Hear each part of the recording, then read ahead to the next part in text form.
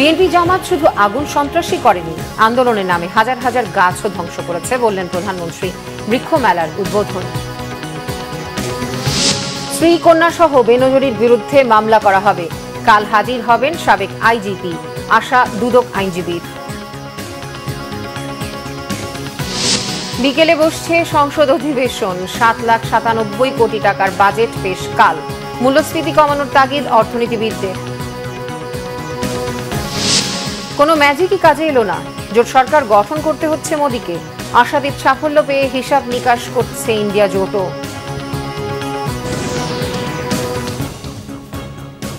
দেখছিলেন বিআরবি কেবল সংবাদ শিরোনাম, এবারে বিস্তারিত। প্রধানমন্ত্রী শেখ হাসিনা বলেছেন 2013 সালের সরকার বিরোধী আন্দোলনে বিএনপি জামায়াত শুধু আগুন সন্ত্রাসী করেনি, দেশের হাজার হাজার গাছ কেটে ধ্বংস করেছিল তারা। প্রধানমন্ত্রী বলেন, পরিবেশ রক্ষায় বেশি করে গাছ লাগানো প্রয়োজন। উন্নয়ন পরিকল্পনায় পরিবেশ বান্ধব প্রকল্পগুলোকে প্রাধান্য দেওয়ার কথা জানান প্রধানমন্ত্রী। মহিবুল্লাহ মুহিবের রিপোর্টে বিস্তারিত।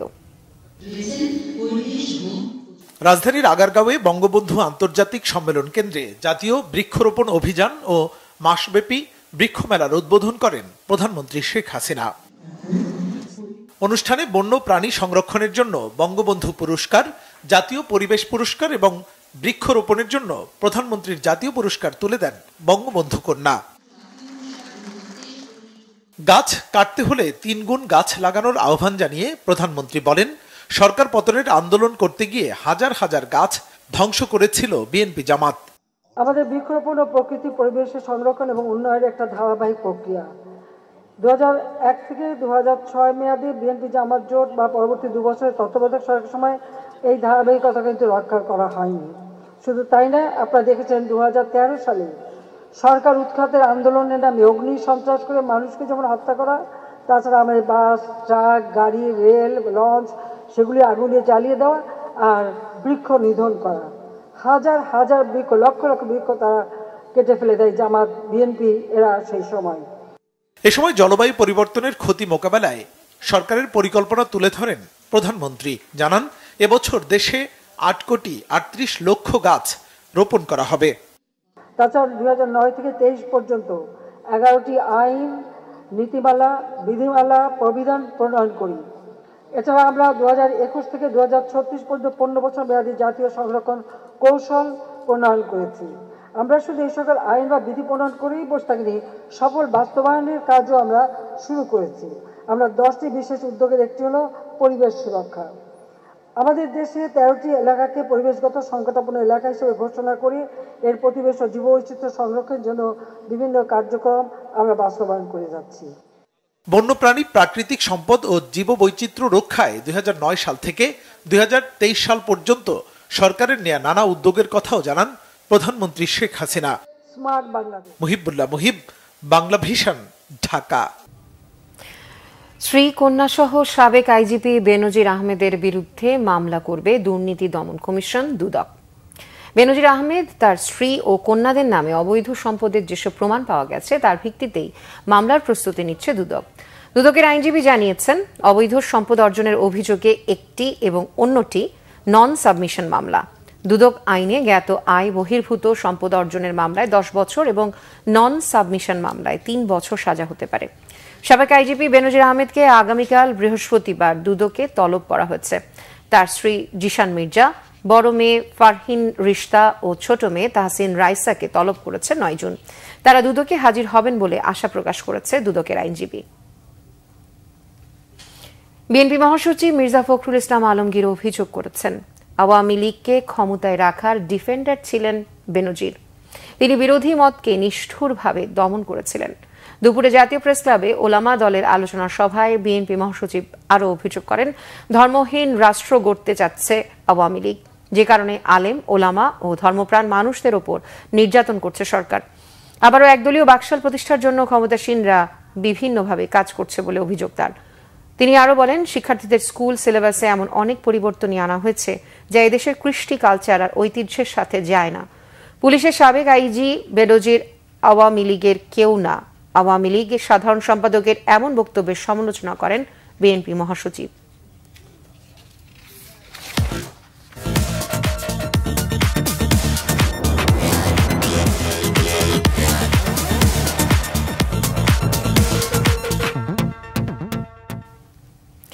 বিকেলে বসছে সংসদের বাজেট অধিবেশন। আগামীকাল 7,97 কোটি টাকার বাজেট পেশ করবেন অর্থমন্ত্রী। এদিকে বাজেটের অর্থ সংস্থানে ব্যাংকিং খাতের ওপর আর চাপ না বাড়াতে সরকারের কাছে অনুরোধ ব্যবসায়ীদের।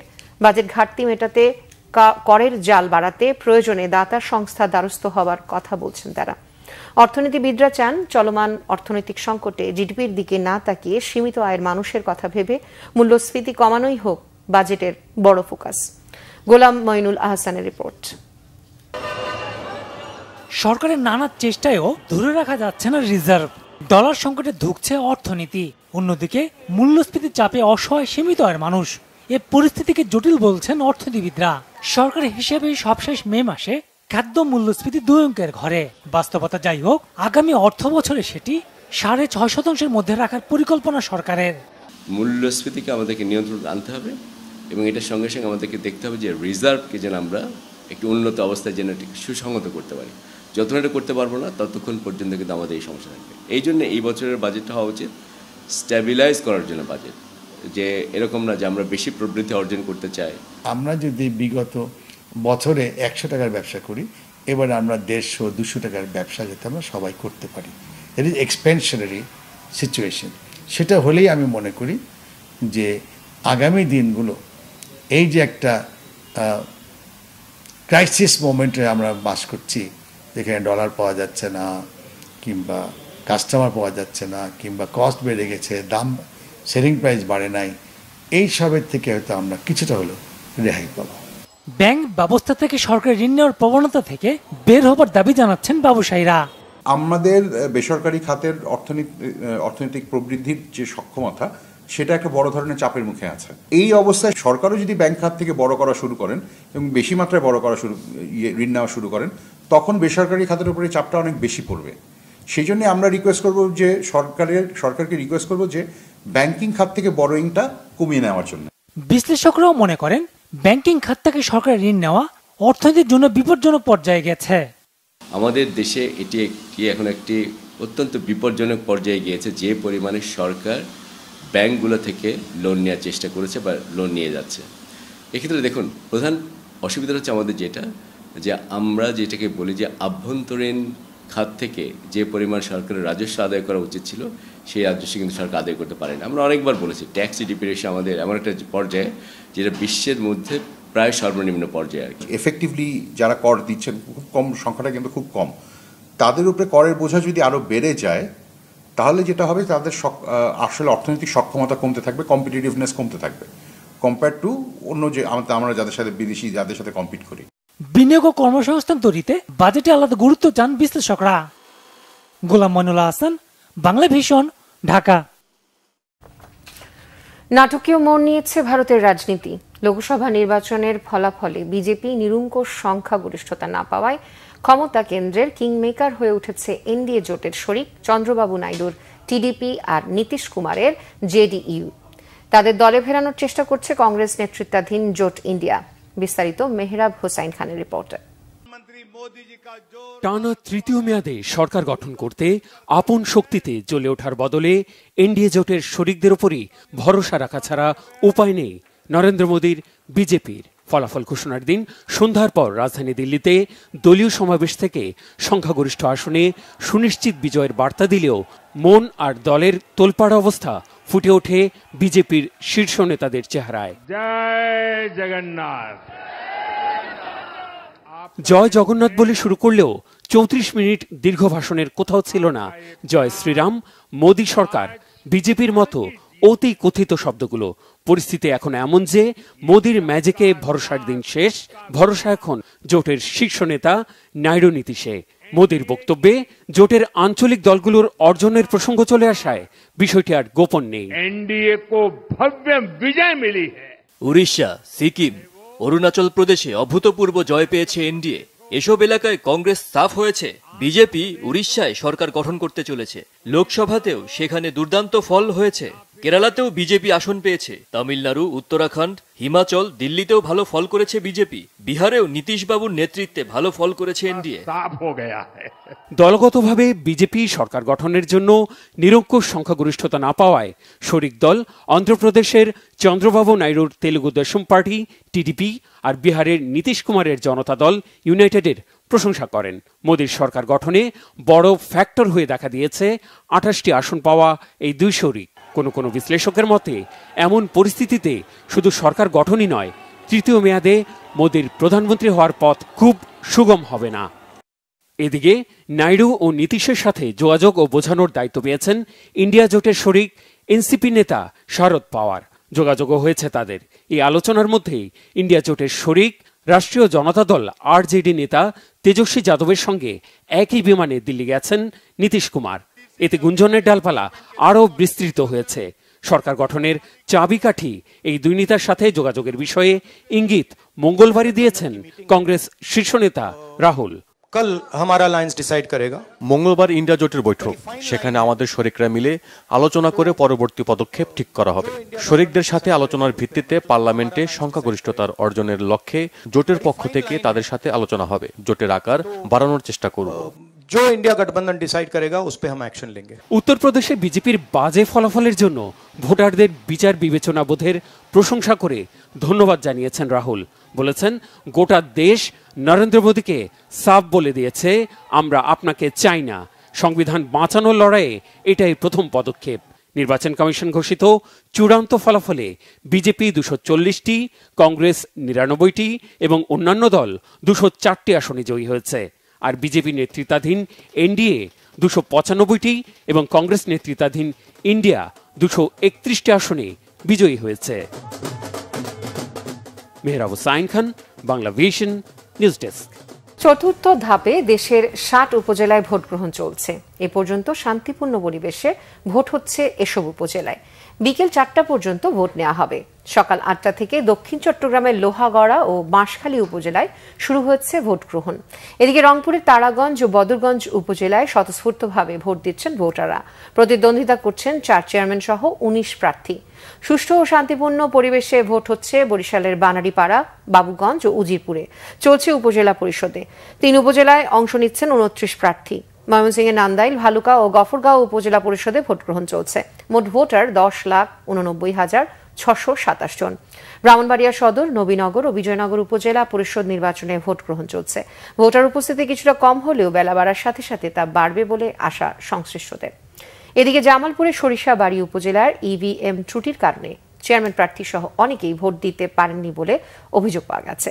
টাঙ্গাইলে 4টি উপজেলায় নির্বাচন চলছে। অপ্রীতিকর পরিস্থিতি এড়াতে ভোটকেন্দ্র ও আশেপাশে নেওয়া হয়েছে বাড়তি নিরাপত্তা। উৎসব মুখর পরিবেশে ভোট হচ্ছে পটুয়াখালীর কলাপাড়া ও রাঙাবালী উপজেলা পরিষদে।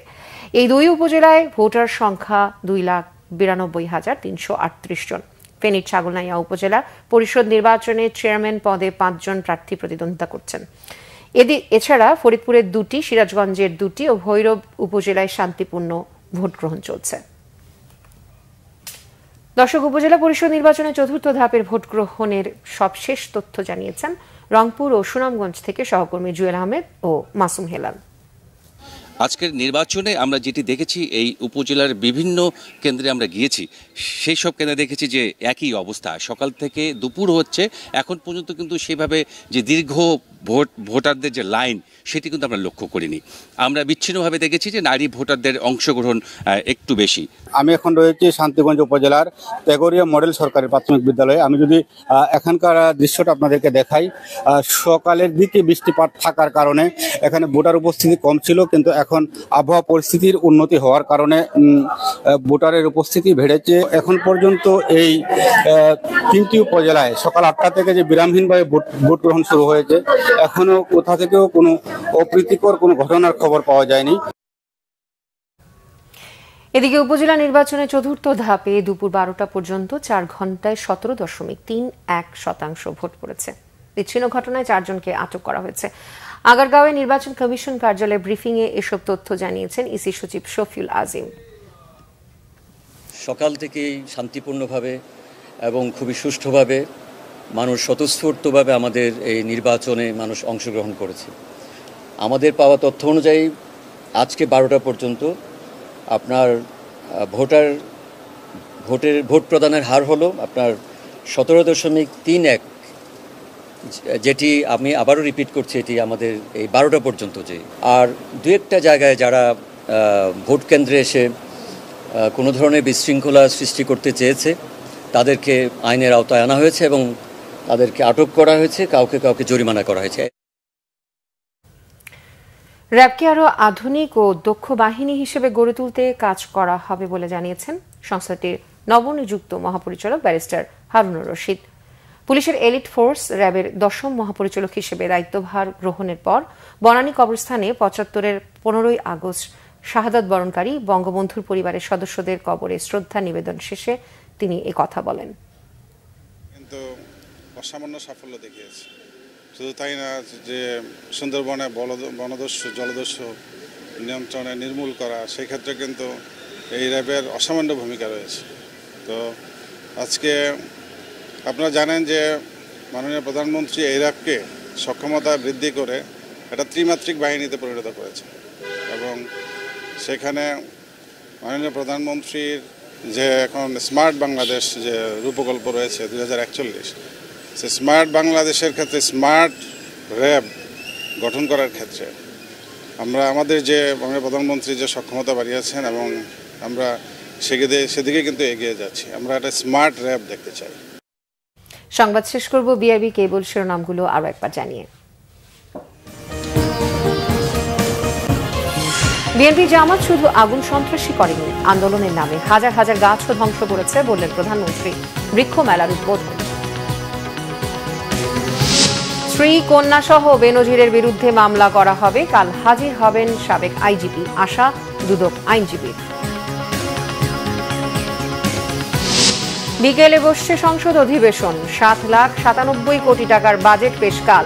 মূল্যস্ফীতি কমানোর তাগিদ অর্থনীতিবিদদের। কোনো ম্যাজিকই কাজে এলো না, জোট সরকার গঠন করতে হচ্ছে মোদীকে।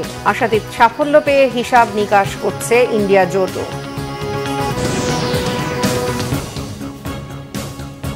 এই ছিল এখনকার মতো, পরের সংবাদ বিকেল 4টায়। এর আগে 3টায় রয়েছে নিউজ টপ 10 দেখার আমন্ত্রণ রইল। এছাড়া বাংলাদেশের সংবাদ ও সংবাদ সংশ্লিষ্ট অনুষ্ঠান দেখতে ভিজিট করুন www.bbnews24.com ও facebook.com/bangladeshinews এবং সাবস্ক্রাইব করুন youtube.com/bangladeshinews। সাথে থাকার জন্য ধন্যবাদ সবাইকে।